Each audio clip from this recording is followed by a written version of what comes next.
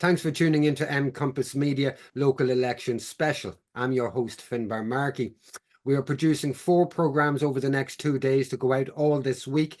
And we're going to be interviewing independent candidates in the local elections that don't have the monetary backing or the large party linked teams to be able to promote themselves fully within their own local constituencies. So this is an opportunity for them to present themselves, their best side of themselves, what they want for their communities and why they're running in the local elections. I'm joined by 3 candidates today. The first candidate is Melissa O'Neill, and Melissa is running in the Tramore Waterford City constituency. I'm also joined by Beatty, who's running in the MAYO Ballina constituency, and Cathy Lynch, who's running in the Laoghaire constituency. All are independent candidates and none are linked to any parties. Guys, first of all, thanks for joining us today. I'm going to start off with Cathy, if you don't mind, Cathy. Would you be able to give us a minute, take yourself off mute and give us a minute of why you're putting yourself forward to represent your community in the local elections? Thanks, Finbar, and thanks for the opportunity. I will say, as you were saying, no arguing amongst the candidates, but we're all good friends here. I think Ireland on the 7th of June, it's going to be Independence Day, because what I have felt is people are looking for change. The Irish voice is being lost. I, like many other independents, am just an ordinary Irish woman who is deeply concerned by the direction our country is going in. I've campaigned all over Ireland, raising awareness on the issues over the last 4 years, from the recent medical tyranny, lack of vaccination compensation scheme, supports for the injured, reckless and mass immigration, all the usual things. So it's very clear that our governments, both at a national and local level, have sold the Irish out to the EU and global interests. So I want to be a voice, like many, for the Irish. I want to bring things back to a local level. And I don't think we should discount what can be done at a local level. I'm running because I think politicians have stopped listening to us. We need change. The definition of insanity is doing the same thing over and over again. Things are going downhill rapidly. We want change. I want change. People want change. So that is the reason I'm running. And because I think that change involves people who love their country and love the people in it. So that, in a nutshell, Finbar, is the reason why I am running for the first time ever getting into politics. But something has to change. Thank you, Cathy. But Gary Beatty, I'm going to move on to you and ask you the same question, and then Melissa. We lost Melissa for a wee minute visually there. Gary, why are you putting yourself forward in Mayo as a local election candidate? Oh, many of the similar issues there to Cathy, but more down here in Mayo. I've been active locally for about 10 years on housing issues, and I've seen how bad it has gotten. And just here in my own town, we have a very severe pyrite issue. And not just a pyrite issue in the sense that it's only a few houses, it's most of the town with the new estates and whatnot, and a lot of the buildings around the town. But there are other issues too, the issues around the migrant problem at the moment, and that's like affected my town as well as the pirate issue. And I've been asked by a lot of people to run, to be honest. I wasn't even sure if I wanted to. But people have a lot of faith in me, and I have a lot to say, and I've done a lot in the past. So that's why I'm running. I don't believe, to be honest, if people want change, they have to run. I believe that fundamentally that the people on the ballot at the moment down here representing parties are not the people that we need. I do believe in an Independence Day on June 7th. I think people need choice, and people need real people at it, not politicians or wannabe career guys or people who have vested interests, but actually people who live and care for the community and who have proven it over and over and over again. And I'm one of those people. It wasn't that I nominated myself. I've been nominated by so many people around me. That's why I'm running. They think that I have the qualities to do something. So I'm running on behalf of the people of my town, more so than anything else. Okay, thank you, Gary. And Melissa O'Neill, why are you running in your constituency, and why should the people of your local area vote for you? Hi, Finbar. Well, I'm a former councillor from 2014 to 2019, so I've had both the privilege and the eye opener to see what really goes on behind those chamber walls and council meetings. And I am really restanding again to expose the amount of corruption I saw within that 5 years I sat in council. I was in South Kilkenny. I'm on the border here between Kilkenny and Waterford. So either side that I sit on, I am still from my own local area village, which is halved between the two. So I get to speak more for the regional area, being a South Kilkenny elected councillor and standing in a by-election in Wexford. And I'm aware of the funding money that is now, it's not county by county or down to local level, it's regional.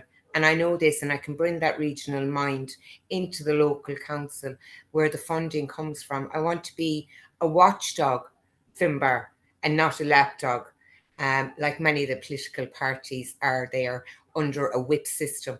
And for someone that has sat for 5 years on a policing committee and on a housing policy committee, I have a lot of ideas. I've seen where the mistakes were made. I see where the funding money went within community that wasn't really watched properly. And as I said, you know, that funding money is very special to all communities and it's not been handled in the right manner.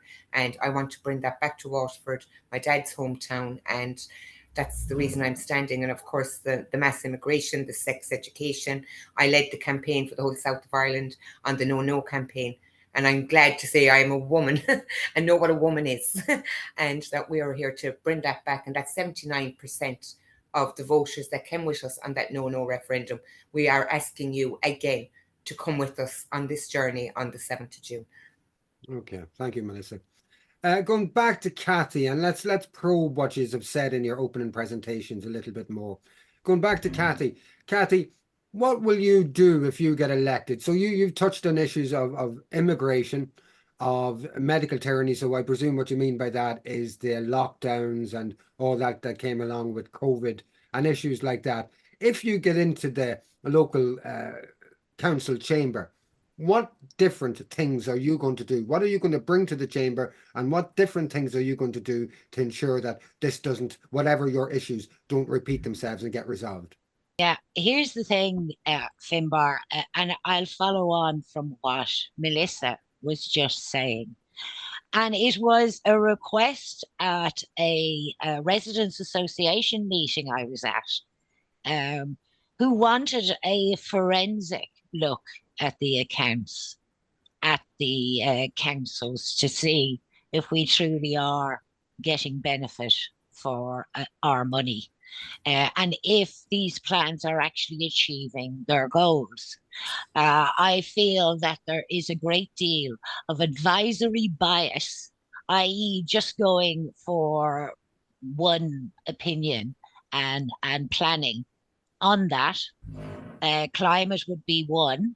But people are up in arms in Dunleary because there's going to be wind turbines going all the way down to Wicklow, 5 kilometres offshore. And I'm in Dunleary where the pier, where the ferry comes in, and you know there's a lot of environmental interests there. But they gave the developers the choice of where they wanted to develop. And of course, it's much cheaper for them at the closer sandbanks. That is advisory bias. And there's a great deal of predetermination.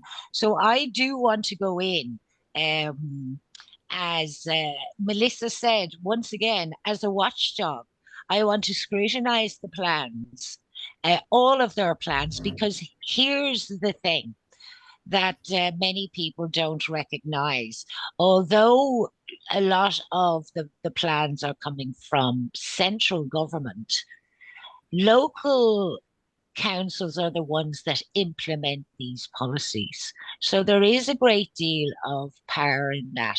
And if these policies are fundamentally flawed and strategically unsound for the community, well, then that makes them void. And it doesn't only make them void, but there are some very strict rules regarding maladministration. And that can be found on the Ombudsman's Act 1980. And the definition of maladministration is that the action has or may have, the action of a public official has or may have adversely affected just one individual, and that the action was taken or may have been taken without proper authority, taken on irrelevant grounds, which is one of the ones I'm interested in.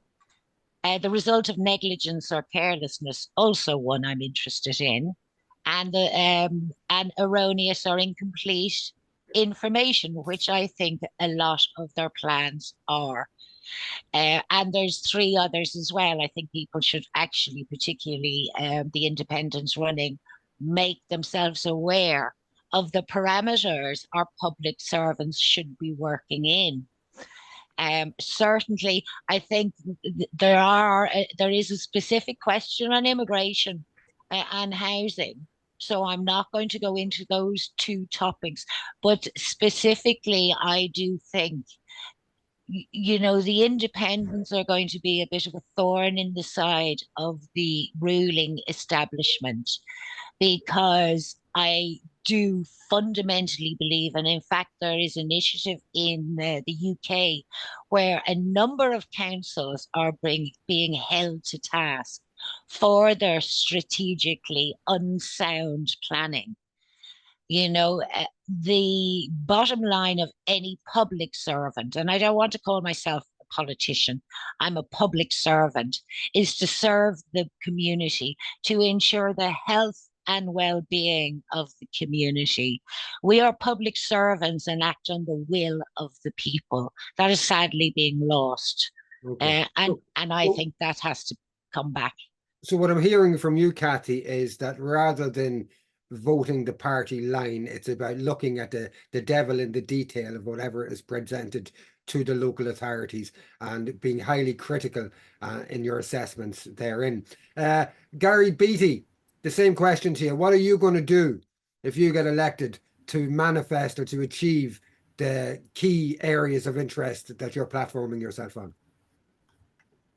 Well, apart from advocating on the housing issue and demanding that we should have more housing down here in Ballina, and just as an example, the pyrite episodes that are going down here, a lot of the contractors have been complaining that they have to fund the first part of any demolition and rebuild of a pyrite house. And that's happening all over my town at the moment. In each estate, there are houses that are down and being rebuilt because of pyrite.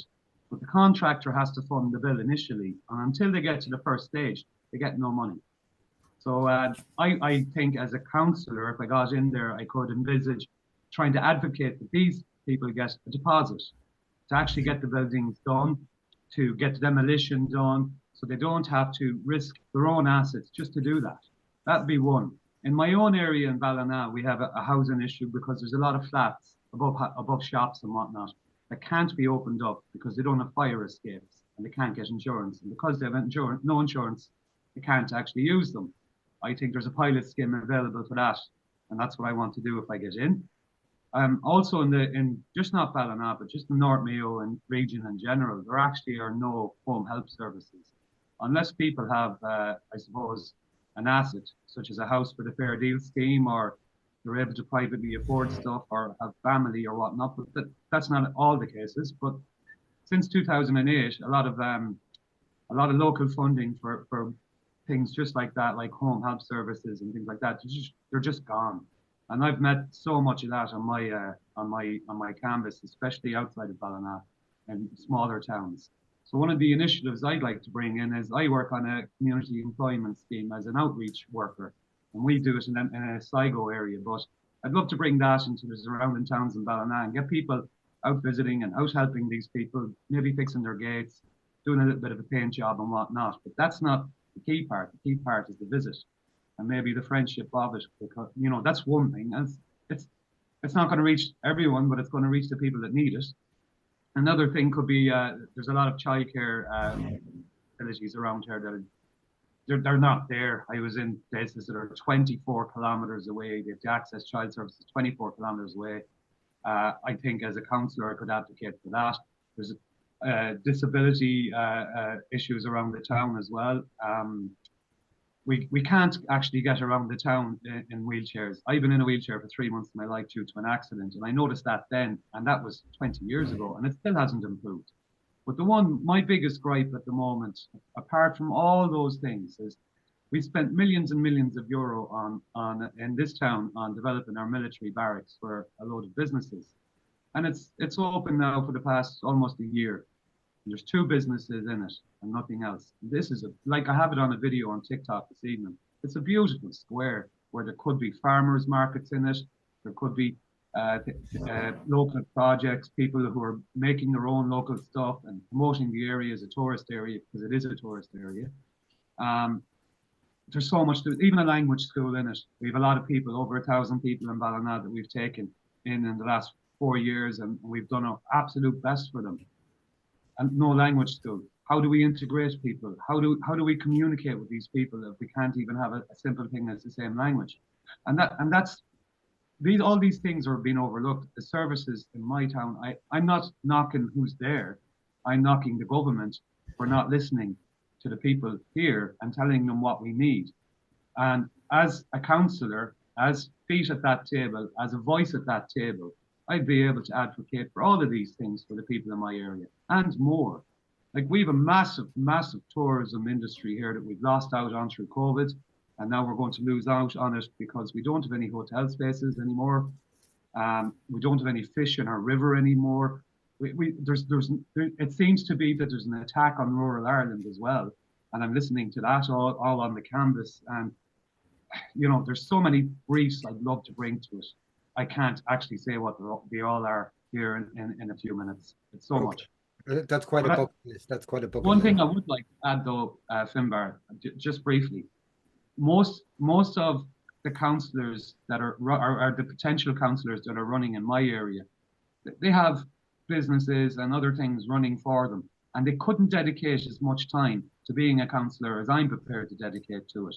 I would work on this full time for the whole area, and it's not just in the weekends or in the evenings or whenever I have spare time for it, or once a month to a meeting, and I'll see you every 5 years. I'll be totally accessible to everybody, and everybody knows that about me already. That's key. We need, if we're going to be councillors independently, we have to give it a full go, and I believe that that's missing sometimes in our local representatives, that they can't give it their full time, and it's because possibly they have jobs or careers elsewhere. And I don't think those people, not knocking them or anything, have ultimately all the best interests for the people that I'm trying to represent. Okay. Well, that was quite a bucket list of items, and I think it's something that is being reflected by all of our candidates that we're speaking to. I know that you have dedicated yourself quite a bit, Garie, in terms of the housing eviction issue into the past. So if you keep up that level of work, I think what you're saying is quite believable. Melissa O'Neill, the same question to yourself. You mentioned some issues on your introduction. What would you do in the council chamber to forward those issues? Well, my first and foremost motion would be to make all council meetings public, live public, that the public can see what is being discussed in that chamber. As I said, I've been a former councillor, been in the chamber and seen and heard behaviour, manners of certain political parties, and I would like the public to see them in that manner when they're talking about their local areas and where the funding goes. So obviously transparency is number one for me.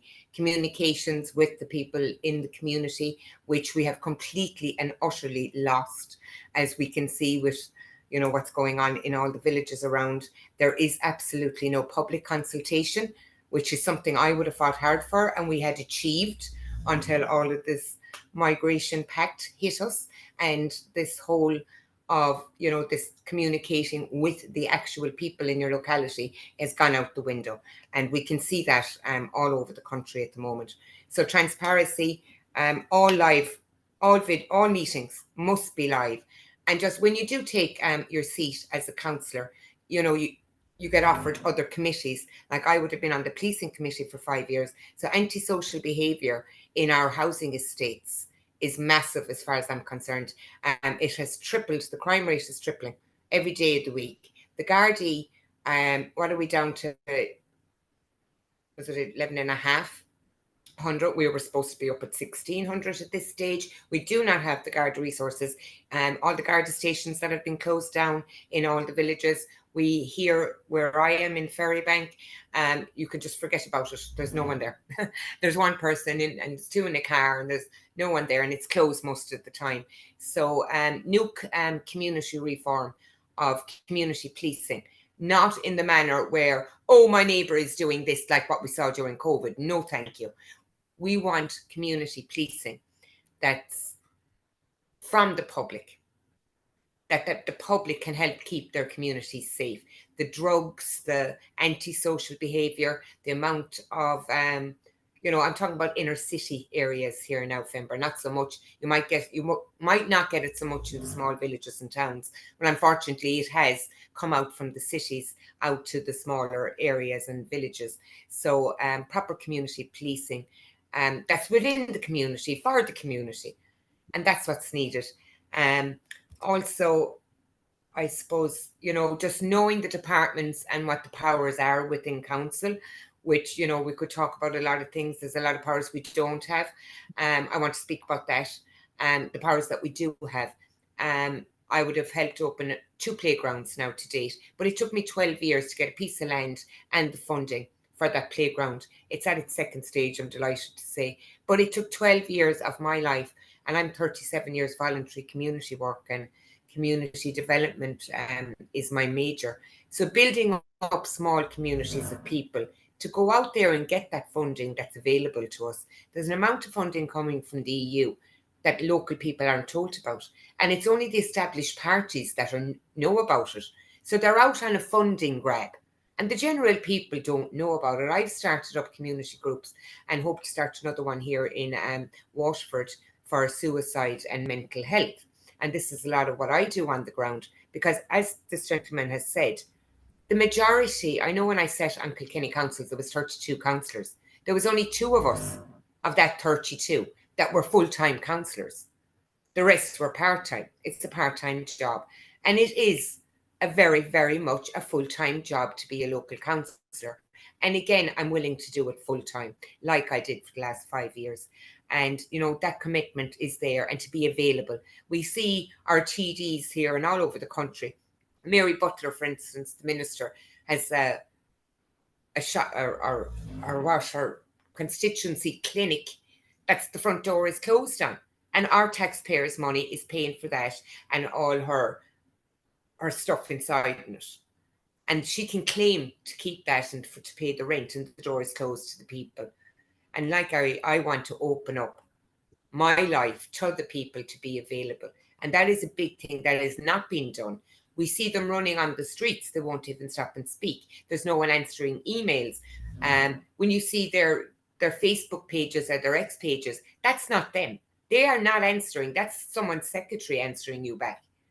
That is not the people. I want to be the person that when they come to me, that I will be there for them and to be there.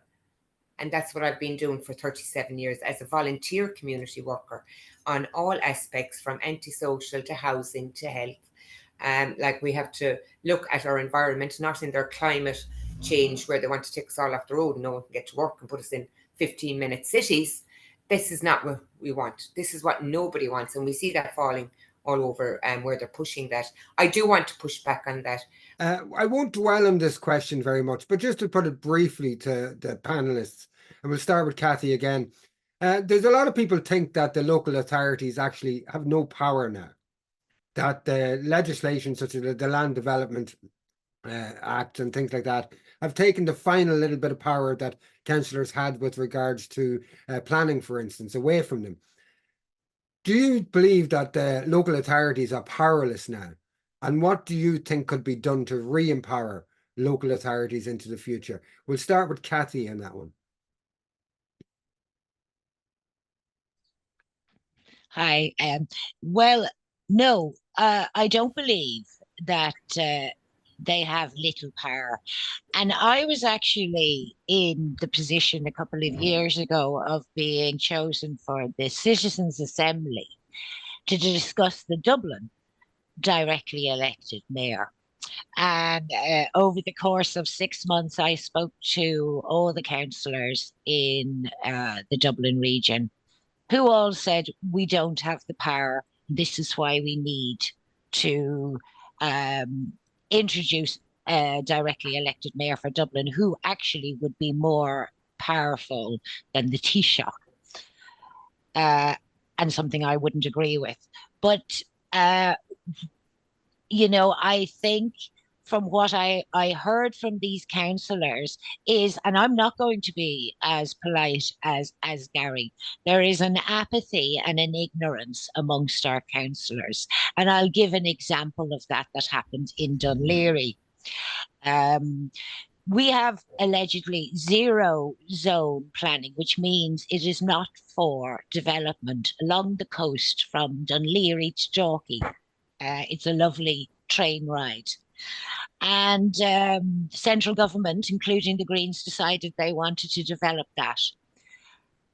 The local council and the councillors voted against it, and so did the CEO of the council. Yet central government vetoed it. But when I asked, well, aren't central government telling us there is rising sea level? So why would they want to start developing on the coast?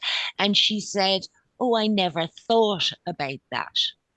So, I do think a lot more can be done. And as you say, I would give this full time, but I think anybody entering into this has to give it their best and inform themselves. So that would be one of the first things. I think there is more power there. I just think there's an apathy and an ignorance for using it. And the second thing, as Melissa touched on as well, there is little interest in the local community in politics. And we need to involve the local people. I heard, and in a very affluent area, Sandy Cove and Glastool, of a local woman who was dead 5 days before anybody found her, and she was in a sheltered community. So we need more outreach programs. We need more involvement. I'd love for the youth and the elderly to get together and solve or share their stories. And as Melissa says, try and get the public more involved by televising the public meetings, all of them, and allowing public members of the public to join in to book like they have in the UK and ask their questions, like in the States, where they can come to the town hall and stand up and ask a question of all the councillors. Okay. So, I know you said you were only going to briefly touch on it, but yeah. I think it's something councillors say all the time. And I think actually, if they just educated themselves a bit more, they may find they have more power than they think they have. Garie, Beatty, briefly, the councillors have no power anymore. What's the point in electing them? What's your response to that? Well, I do believe that we do have power if we get in. My own local area, I know of loads of developments that can be planned for by the council. And how it works at the moment, my understanding is that the local council want to build houses. They apply to central government. Central government gives them the go-ahead to do it. The local council actually do it, and they go back and get the money. And that's not the issue. The issue seems to be on board Planola and planning applications and objections and certain councillors trying to fight for objections and whatnot. Other things that could be as a local councillor, I live in a rural enough area. Ballina itself, the town is not rural, but around the surrounding area is. And there's a lot of farmers that I've talked to, and they're trying to get out of farming because they've nobody to pass it on to. And there's a lot of people in towns I've talked to who'd love to get out to these farms and kind of try that lifestyle out and live outside of town and things like that. And as a councillor, I get to meet both sides. And so I can actually interject there and perhaps solve a housing issue and a livelihood issue at the same time. That's another thing the power of a councillor has. A councillor could also advocate for so many different things and so many different local issues that I can't say that we don't have power if we get in. Absolutely we do. And the biggest power we have is the power of our voices and the power of advocating for our communities on all sorts of social issues. Like, for example, a few months ago, or a couple of years back, sorry, my local post office down here, they went for that. And all our councillors came out and we got a march going through the town. And I don't know, we had thousands at it. And in the end, we saved our post office. And that was because all the councillors came together from all the different parties and did that.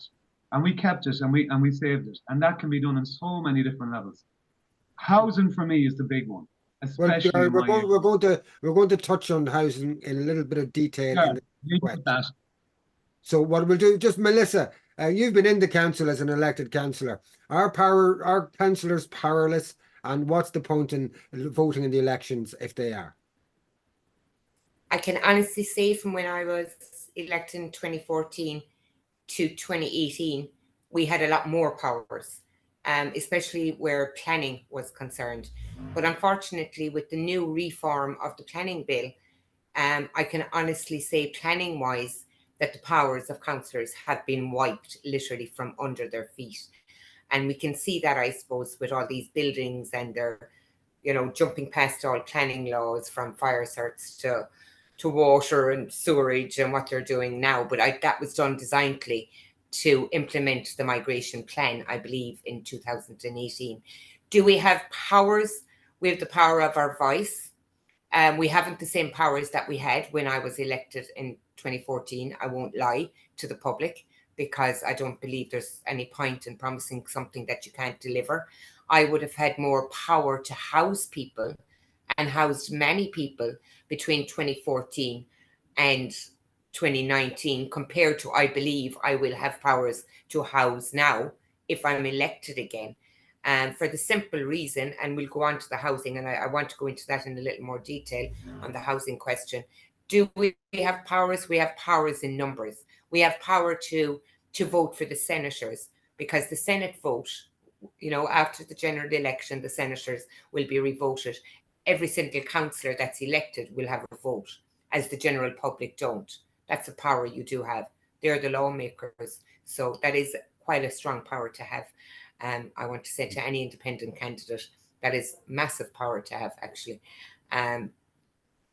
Powers of putting motions forward. I would have put some very, very strong motions as an independent forward and would have gone, pushed more up towards not so much local, but to government. I would have put my motions forward on banning Roundup in local areas and playgrounds. I achieved that here in Ferrybank. We the playground that I would have got the proposal on and worked on for 12 years. But it took 12 years, lads, so be under no illusions.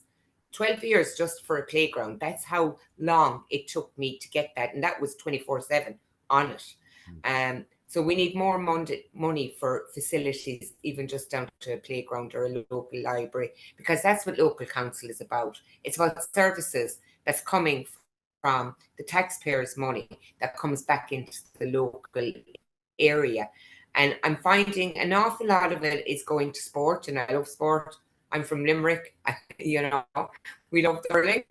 But there's an awful amount of money going to the same areas, and there's more sports than just hurling. Like in Kilkenny, we ended up giving money, but they fought for a long time for a hockey team. Not every boy or girl wants to play hurling or soccer. There's an amount of other activities, things like down here in the southeast region. Bring back our rivers. get going on our rivers with kayaks, more of this. We want more outside children activities. And there's an awful lot of money going to the GA. And I'd like to see some of that being spread around onto different activities for a change. And so there's powers in that manner, because the councillors can vote on where the funding money goes to and what groups it goes to in your community. And that's where the community development comes in, that we can go out there. I personally am community development. That's my major, as I said. I can help communities build a community group and bring them through the steps and let them get a taste of some of the funding. It's the same community groups all the times for years and years. And when a new community group opens up in any local area, they get attacked by the other community groups because they're fighting for the funding and they're pushed down. So I'm going to be a very strong voice for new community groups, new ideas like that for the elderly and the disabled, because I'm a disability advocate, and there isn't half enough for them. There is nothing there for them. You know, why can't we have a disability group that plays soccer? Why can't these soccer pitch and GA pitches, with all the money they're getting, even just one day a week, can we have disability players only, please? Or can we, you know, include them? We're just straying. It's not shared. There's no equality. It's not shared. Yeah, we're just straying a little bit off the powers that you do. I do get your points there. Yeah, but that's where you have the powers in the funding, the monies, and where it goes to. I suppose that's where I'll come back to. There is powers in that, in those areas, but we definitely haven't got the powers of housing and planning that we would have had when I was still sitting in 2019. I don't believe that we had. They have been robbed from the council. So there is a consensus that there are powers there, but they are becoming more limited, I think. We're going to move on to our final two topics, which is housing and immigration. We'll try to stay as refined and confined to these subject matters as possible, because our time is getting limited. Housing has been a key failure of both national and local government over the last 10 years. Though a lot of communities are starting to see a lot of developments being tied off and finished off now in their local areas. So there does seem to be quite a few housing units coming on the market, as it were. Do you think your council has done enough for housing? And what would you do if you got into the council to improve the housing situation in your local area? And we'll give a maximum of 2 minutes to each panelist on this, because our time is running short. We'll start with Cathy. Right. Yes, there have been some developments, but clearly, as we've gone over the 14,000 figure nationally for homeless, 4,000 of them being children, and that's the Irish, never mind the guests we are welcoming at the moment. So there is a big issue, but now I may have a different issue to what Garie was saying in his area, in that in the Dunleary-Rathdown constituency, every corner there is a large apartment block going up. There are hundreds and hundreds, and they have been for the last few years. And I wonder who is living in them, because they're beautiful apartments, 300, 400,000. But there are two issues with the housing. There's the homelessness issue on the one hand, and there's the unaffordability on the other. Yes, we need more social housing and council housing, which the council have just stopped doing and stopped building. But the unaffordable issue, if I hear one more time that the housing issue is a supply and demand issue, then they don't understand the issue. I have a letter here and it's 5 years old. It was written to the Irish government, and it discussed from the UN rapporteur on housing. And it discussed that the main reason and the only reason for unaffordability of homes in this country is what they call the financialization of homes. And what banks have done 90% of the time is used homes as a commodity. That's why a lot of people can't afford homes anymore. Now, in the local authority, there's a local authority home loans. I don't think that's being utilised in the absence of public banks, which is what we really need, because the cost of living is the only reason there's a cost of living is because quantitative easing. If you flood the market with more and more money, it's basic 101 economics. It dilutes the euro in your and my pocket. It ain't rocket science. So for a start, I think stop borrowing at the rate. And I think we do need to have a more forensic look at the reasons why we have the housing crisis. It seems to be common in the Western world, and I do wonder where this planning is actually coming from. But I do think homes should be made available and affordable in the area. And if banks are taking that away, then local authorities can step in. Garie, your opinion of the response of your own local housing authority to the housing crisis, and what would you do differently?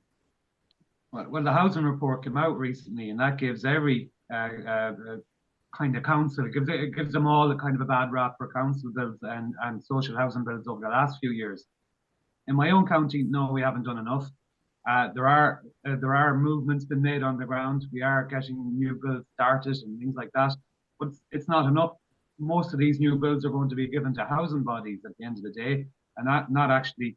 Nobody who gets into them is going to be able to get onto the housing ladder using social or affordable housing. So if I got in there, I'll be arguing for more council bills to be given that people can actually buy them at some stage, perhaps use them to get, their kids through college or even to start a business, use it as collateral for that. And that's one avenue of approach. I do think that there's a lot of empty houses that can be repurposed. I know here in my own town that the council have 16 properties at the moment that should be actually utilised, and there's over 200 families in the housing list in my town. There's the banks and what they've been doing over the years. I've been going to the courts here in Mayo for a long time, and I saw what they did with the houses when they did take them. They boarded them up. So for me, the housing crisis has been a policy for the past 15 years, and now we're seeing the result of it. 4 generations of families living in one home in some cases, and we're now going into the second generation where people can't actually buy houses. So for me, it has to come down to new builds, social housing and affordable housing, and that must grow. I think it's about 3% of Ireland at the moment has social housing. That needs to go up to perhaps 10% or higher to try and even get close to solving it. And that's, as a councillor, what I'll be pushing for, along with the opening up of all the apartments and flats that people can't access. And it would also go against these builds where people are trying to build something in their own kind of farmland or something like that, like a log cabin, and they often get done for what's called unauthorised development. And I would argue as a councillor against that these people, if it does solve their housing issue, we should probably encourage it a little bit more. Like it seems to be that an awful lot of the modular housing that's going to be available for Ukrainians and perhaps others, they should be also available for Irish people on housing lists at local corporation and local council levels. And that's what I'd be pushing on all of that. Okay, thank you, Garie. And Melissa, in terms of housing, is your local authority responding appropriately? And what do you think they could do differently? Absolutely not. And they haven't been for over a decade. Basically, I suppose if we look back over the years, Finbar, it was all 3-bed houses that were built for social housing. You look at any social housing estate in the country, it's all 3 beds, very little 2 beds. So when I looked into, say, just on Kilkenny at the time, and obviously I've looked into the Waterford, I'm standing in Waterford local elections this year, the majority, up to about 75-80% on our housing lists, are 1 and 2 beds, and they weren't available. They weren't building them. They just weren't being built because they were lit booting developers that came in and built all the 3-bed houses. And, that's where we found our housing lists to the height and people on it from 12 to 14 years. I myself spent 12 years on a housing list, might I add. So I'm well aware of all of this. So the 1 and 2 beds weren't being built. Then we had disability grants, there was no housing for people with disabilities. I would have put forward a motion in Kilkenny, and thankfully they did. And this is a power that you have within your council, and that 2% of all bills at any development built were built disability, and that did pass, and that is being done here in South Kilkenny. And the biggest thing I want to talk about here was, I think it was about 2018, and it did come in front of our council as councillors for us to vote on, which is another power that we should have, hopefully when you're all elected, lads, to bring back, that when the planning permission was given from the council to any developer, 20% had to be social housing. This is where we saw all our ghost estates. They came in, rogue developers, put down the 20% foundations, sold the house and left, and codded the councils. Now, as far as I'm concerned, codded councils, there were engineers that should have been watching all of this. They weren't. This is where every ghost estate came out of.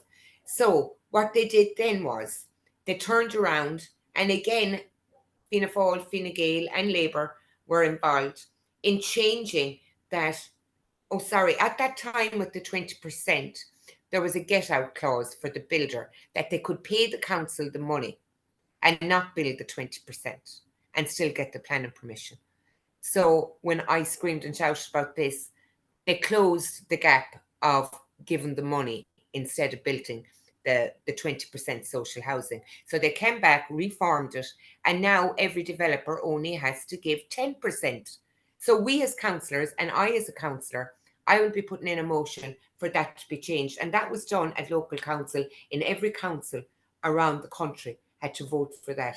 And I fought at the time saying, at least give us 15, because we never got the 20%. How much envelopes were taken from which councils? So they designed to lower their stock. They made this happen. This wasn't by accident. They voted for this in every council around the country to get it from 20% of social housing to get your planning permission down to 10%. That was designed.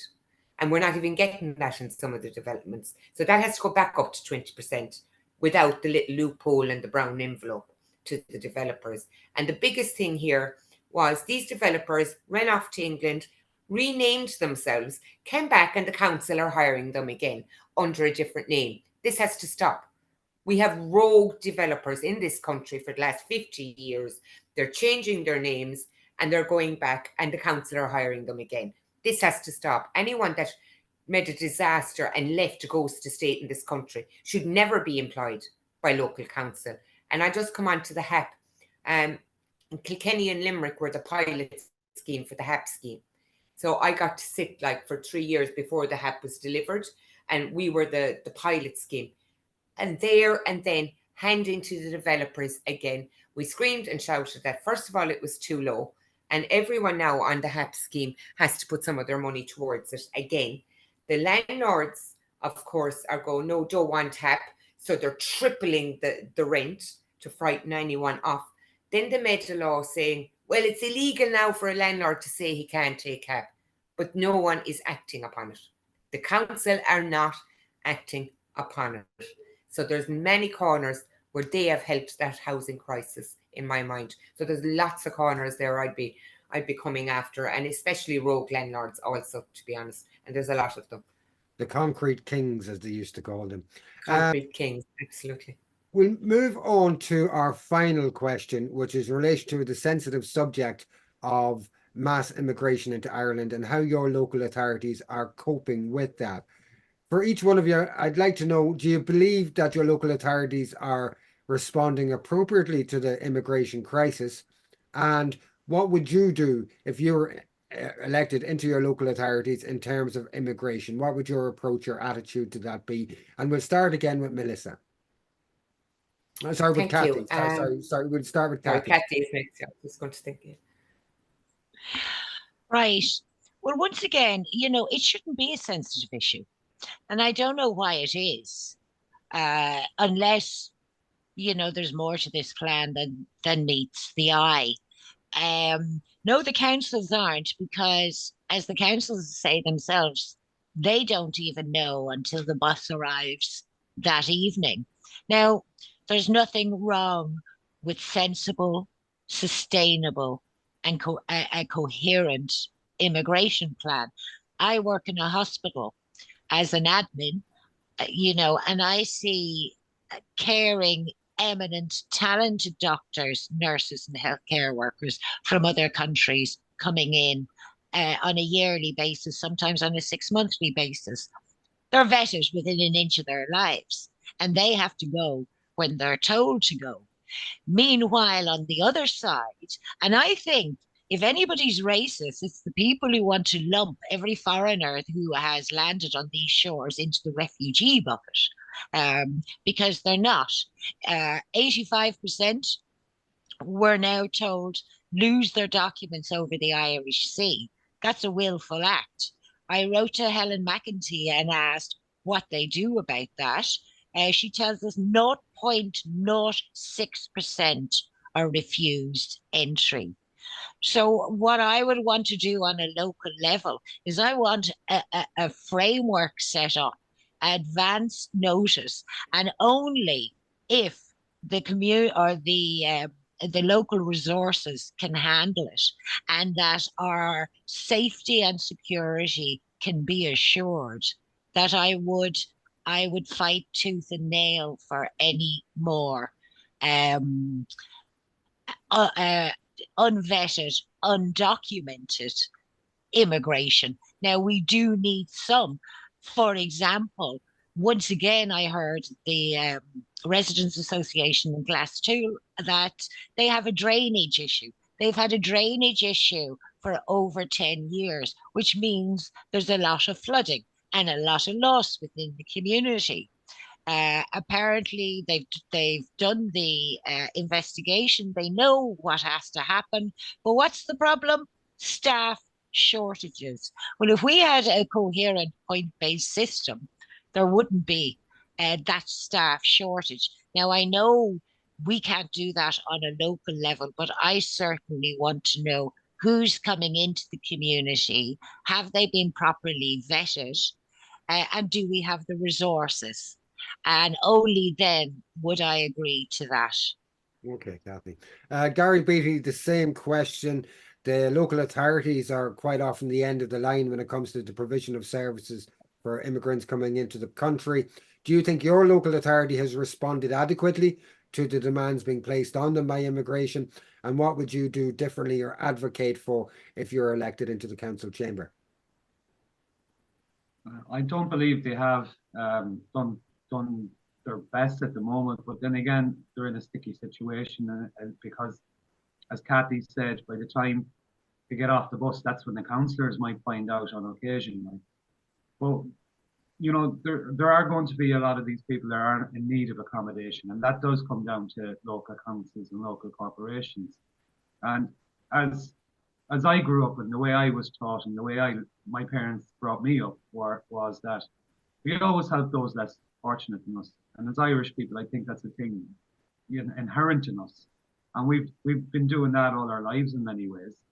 And in the last 10 or 12 years, we've done it on numerous occasions for many different people going through trauma in the likes of Myanmar, in the likes of Syria, Ukraine, and further afield. And again, it comes back to being unvetted. This is a big, big thing in the local community where I am. Just to put it in context, Finbar, I work as an outreach worker, and I might have to fix somebody's gate, but I need Garda vetting for that to be an outreach worker. And my Garda vetting took 2.5 months because I lived abroad for a period of time. And I've had people say that to me on the doorstep here. And when people come in unvetted and we don't know who they are, it does stoke fear. And nobody's answering any of the questions that anyone is asking. So people are making up their own answers. And it's happened in my community where it's divided the community because there are no answers. So if I were to be elected as a councillor, I would be at that table where I would be asking the questions and demanding the answers and bringing them back. I don't think anyone objects to helping anyone. And where I am and in this town, and where there's an IPAS centre that's going to be going in here soon, my position on it is, if these people who come in are unvetted and are in need of our help, we will help them. This is who we are. That's Irish people for you. but we have a tipping point, and especially where I am, because of, as I said, I keep going on about the pyrite issue, but it's massive down here. But we have a tipping point, and services aren't here for even our own at the moment. You know, you might not get a dentist appointment for 8 weeks down here. You might not get an optician appointment that week. You might not get a doctor's appointment for a week or two.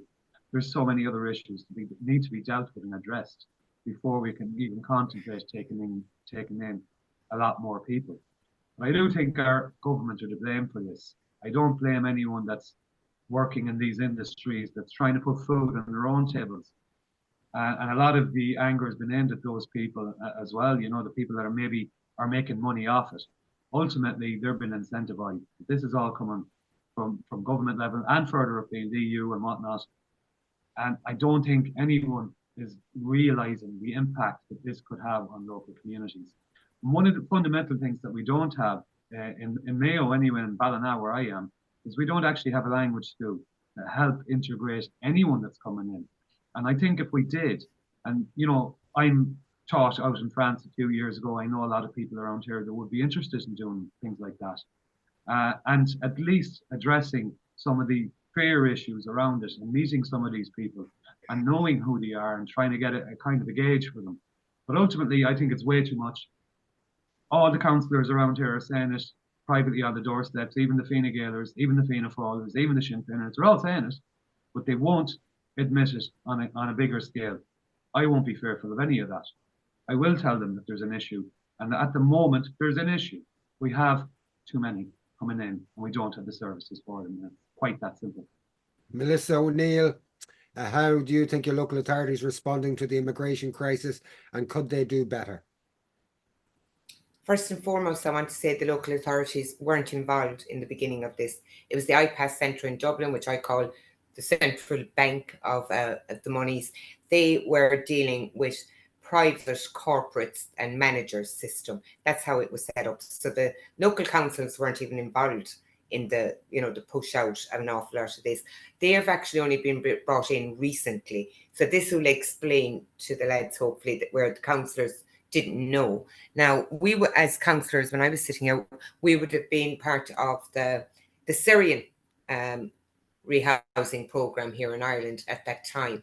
And again, I was only given 3 days notice as the local councillor to 24 Syrians coming into my local area. Or sorry, they said 4 families, but it was 24 people. So they lie. They mess with the numbers all the time. There wasn't enough communication at that time with the Syrian families. There was none. And just to say about the English, they get free English lessons. I'm sorry, but I'm going to be very, very harsh on this one, right? Because I think you've been very soft as independent councillors. Ireland is full, and Ireland belongs to the Irish. Our culture has to be protected, and our heritage and our Irish language. They are disintegrating our Irish language, and I can't see why we should be giving more taxpayers money for them for English. They're actually all entitled to free English classes, and they stopped going. And I was told, you know, there was say 200 Syrians came into Kilkenny. I was told they're all, you know, the usual, the doctors, the nurses, and all the rest of it. After 2 years, I asked how many of those Syrians were actually working. 2 of them. They got free houses, they got free everything, they got free driving lessons, they got free lessons of English. 2 of them after 2 years. I am sorry, Ireland is full. It's time to stop. And we need to send back those. Like there was, what, about 2,000 deportations handed out. Paperwork, help yourself out the door. How many of them went? They don't even know how many of them left. But we know it was only about 3%. This is ridiculous. We have to stop this. I want them rounded up that are here illegally. I will be putting forward a motion in council, and I will be making sure that it's read in every other council, all 32 councils, that we stop. The council have to stop working with the IPAS Centre. That is a separate identity to our local council that should not have ever been dragged into all of this. Their job is to social house. Social housing have to be built on social land. So we look at the like of 7% of the land that we do own. We had 9%, it's down to 7. Quilta, the forestry land, are now given our land that they're only custodians of to private developers and windmill farms. Why aren't our council using that land that belongs to us to build houses, and the Irish have to be homed first. I've seen the housing lists. I've meeting people. They're like 5 and 6 in one room. And we have migrants coming out saying the food isn't good enough in their 5-star hotels. I am done. I want them returned. We need a Rwanda bill. They need to be returned. And our local councils, I have worked with the housing departments in Limerick, in Kilkenny, in Waterford, in Wexford, in Tipperary. They are very understaffed. There's a handful of people inside behind that housing staff, lads.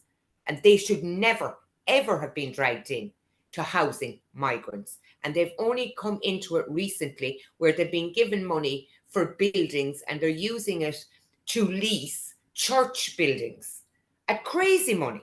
Okay. This is wrong. Okay. Local council should not be involved in the housing of migrants.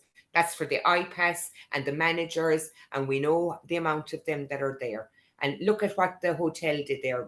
Was it 2 million overspent on people that weren't even on the beds? That's the This is deal. ridiculous. Councils should not be involved in housing migrants and only should be involved in social housing. Full stop. That's my hard line, to be honest. Okay, folks. We are kind of out of time here. I was hoping to be able to give you time for closing statements, but we have run out of time. I'd like to thank each and every one of you. Melissa O'Neill from Tramore, Waterford City West constituency, running as an independent. Garie Beatty in the MAYO Ballina constituency, running as an independent, and Cathy Lynch in the Laoghaire constituency, running as independents. We wish you luck this coming Friday, and irrespective of what the outcome is on the day, we do expect you that you'll maintain the work that you're doing in your local communities. Thanks for joining us this evening, guys. Cheers, Thank you, Finbar. thanks. At least we've raised awareness, Finbar. Sure. That's the main thing. Indeed. And thank you, Finbar, for having us and giving us a voice. We're so censored on local radios and local newspapers. So thank you very much. It's very important that our freedom of speech is heard. So thank you, Finbar. And we'll be speaking to you guys soon. Talk to you soon, guys. Bye-bye. On election night, please, God.